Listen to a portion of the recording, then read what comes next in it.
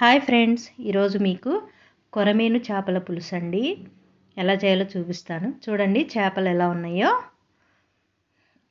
ఈ కర్రీ చాలా టేస్ట్ ఉంటుందండి, ముళ్ళు కూడా ఉండవు, చిన్నపిల్లలు కూడా చక్కగా తినేస్తారు. మా ఛానల్ ఫస్ట్ టైం చూసినట్లయితే సబ్స్క్రైబ్ చేసుకోండి, ఒక లైక్ ఇవ్వండి, షేర్ చేయండి. ఓకేనా ఫ్రెండ్స్? ఇప్పుడు కర్రీ ప్రాసెస్ చూపిస్తాను రండి. ముందుగా చింతపండు 50 గ్రాములు చక్కగా వాష్ చేసుకొని వాటర్లో నానబెట్టుకోండి ఒక 10 మినిట్స్ అలా. తర్వాత ఈ ముక్కల్ని శుభ్రంగా వాష్ చేసుకోవాలి. చక్కగా సాల్ట్ వాటర్లో నిమ్మకాయ కూడా వేసి వాష్ చేసుకుంటే నీచు వాసన పోతుంది. ఇప్పుడు ఇందులో పసుపు 1 టీ స్పూన్, రుచికి సరిపడా ఉప్పు, కారము ఒక 5 టేబుల్ స్పూన్స్ యాడ్ చేసుకోండి. కారం ఎక్కువే పడుతుందండి, అప్పుడే టేస్ట్ బాగుంటుంది. తర్వాత ఇందులో అల్లం వెల్లుల్లి పేస్ట్ కూడా యాడ్ చేసుకోవాలండి. 2 టేబుల్ స్పూన్స్ యాడ్ చేసుకోండి. తర్వాత దీనిలో కొద్దిగా ఆయిల్ కూడా యాడ్ చేసుకోండి. ఇప్పుడు ఈ మసాలాలన్నీ ముక్కలు పట్టే విధంగా చక్కగా మిక్స్ చేసుకోవాలి. ఈ విధంగా మిక్స్ చేసుకొని మూత పెట్టుకొని పక్కన పెట్టుకోండి. ఇప్పుడు ఒక వెడల్పు గిన్నె తీసుకొని అందులో 3 టేబుల్ స్పూన్స్ ఆయిల్ యాడ్ చేసుకోండి. ఆయిల్ కూడా ఎక్కువ పడుతుందండి ఫిష్ కర్రీలో. ఇప్పుడు మెంతులు కొద్దిగా యాడ్ చేసుకోండి, మంచి రుచి వస్తుంది, ఫ్లేవర్ కూడా మంచిగా ఉంటుంది.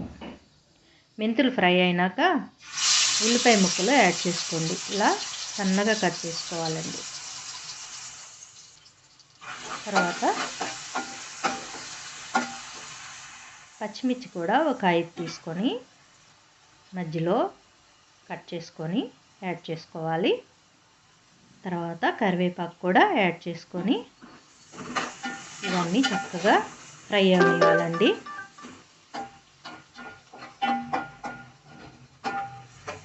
ఇవి ఫ్రై అయినాక టమోటా పేస్ట్ కూడా యాడ్ చేసుకోవాలి. ఒక టమోటా ఈ విధంగా పేస్ట్ లాగా చేసుకొని యాడ్ చేసుకోండి. ఇది కూడా చక్కగా ఫ్రై అనియండి. ఇప్పుడు ఇందులో చిటికెడు పసుపు యాడ్ చేసుకోండి.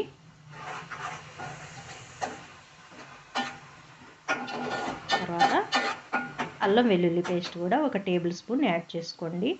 ఆల్రెడీ ఫిష్ ముక్కల్లో యాడ్ చేసుకున్నాం కదా, 2 టేబుల్ స్పూన్స్. మొత్తం పచ్చి వాసన పోయే వరకు ఫ్రై చేసుకొని తర్వాత ధనియాల పొడి 1 టేబుల్ స్పూన్, జీలకర్ర పొడి 1 టేబుల్ స్పూన్ యాడ్ చేసుకోండి. ఇవన్నీ ఫ్రై అనియండి.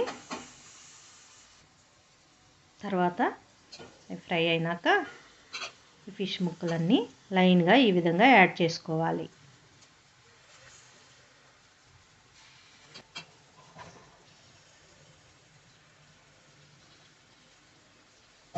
తర్వాత ఒక క్లాత్ తీసుకొని ఈ విధంగా మిక్స్ చేసుకోవాలి. స్పూన్ పెట్టొద్దండి, ముక్కలు చితికిపోతాయి.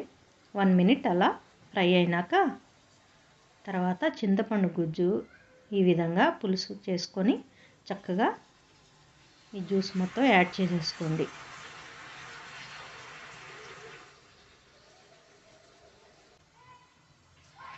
కొద్దిగా వాటర్ కూడా యాడ్ చేసుకొని ముక్కలు మునిగే వరకు ఈ పులుసుని యాడ్ చేసుకోవాలి.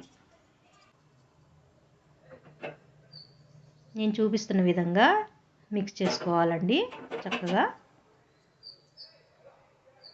ఇప్పుడు మూత పెట్టుకొని ఒక 10 మినిట్స్ బాగా కుక్ అవనియండి.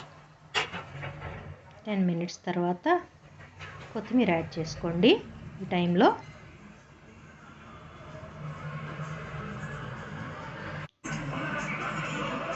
కొద్దిగా యాడ్ చేసుకొని మిగతాది లాస్ట్లో యాడ్ చేసుకుందాం. ఒకసారి మిక్స్ చేసుకోండి మళ్ళీ. తర్వాత మూత పెట్టుకొని ఒక 5 మినిట్స్ మీడియం ఫ్లేమ్లో కుక్ అవనియండి. చూడండి ఆయిల్ పైకి వచ్చింది, పులుసు ఉడికిపోయిందండి. ఇప్పుడు మిగతా కొత్తిమీర కూడా యాడ్ చేసేసుకోండి.